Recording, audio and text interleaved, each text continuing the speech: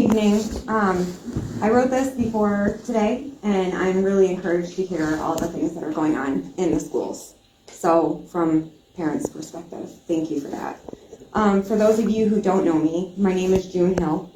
Not only have I worked in Oxford school districts for many years as a one-on-one aide for students with high special needs for 2 years, along with a few more years being a rotating student, a substitute teacher, and teacher's aide in all grades. I have also had multiple family members, loved ones, bonus babies, and my own children attend this school, along with my own experience as a student long ago under the last name of Sabins.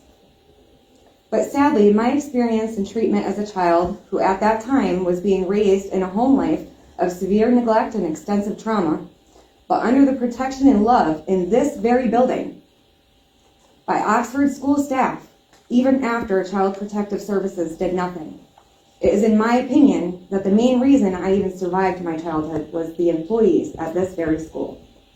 It is sickeningly different than what I have seen today and heard from many of the students and the staff who are struggling to simply walk down the halls, not only today, but regretfully, it seems to be empathy, resources, and humanity have gone down in popularity and fast in the past recent years.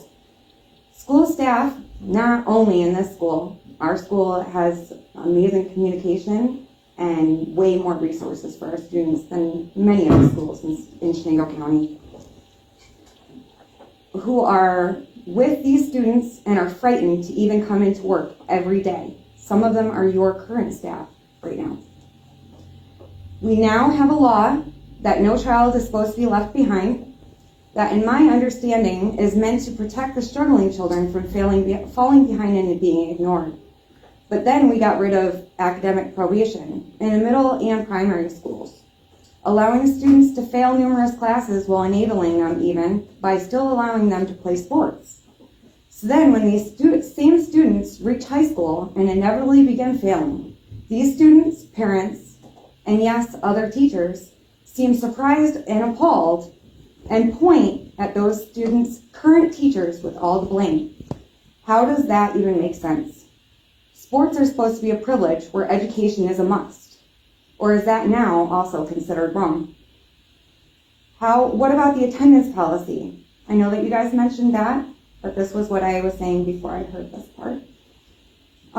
For at the very least, middle school students, how are there no more incentives for students to even show up, much less on time? And no, I do not mean punishing students for parents not being on time. So again, by the time these students reach high school, it is a huge but encouraged and allowed barrier to both the students and the high school staff. Ignorant school employees, parents, and government leaders are fighting everywhere about books that are being used in education for a long time now, and they are trying to get them classified as traumatizing.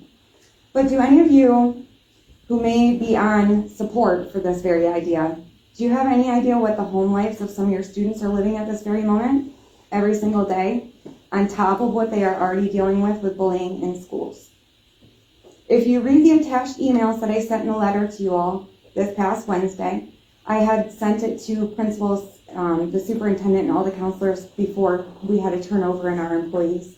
So the new principals are not going to know what I'm talking about. But if you read them, then you should have some kind of an idea. I promised you that I was then, and I am not now, the only one. If you do not learn from our past and adjust how we do things, it's going to repeat. Please hear us parents.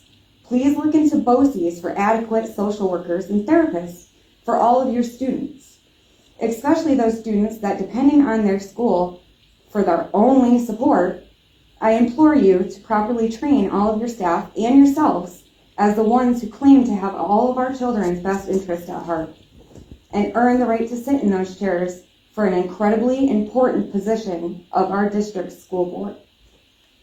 Please hear us parents and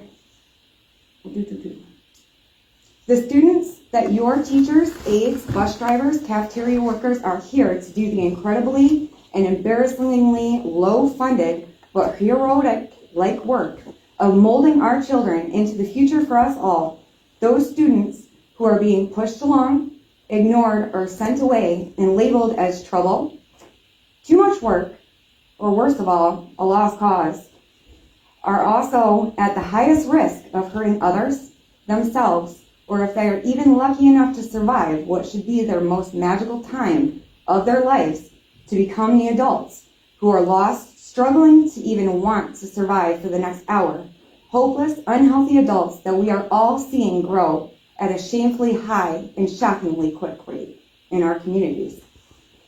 How do we not see how this is leading to the self-medicating, stuck in survival mode, while full of self-loathing population we already have from ignoring mental health struggles for so long?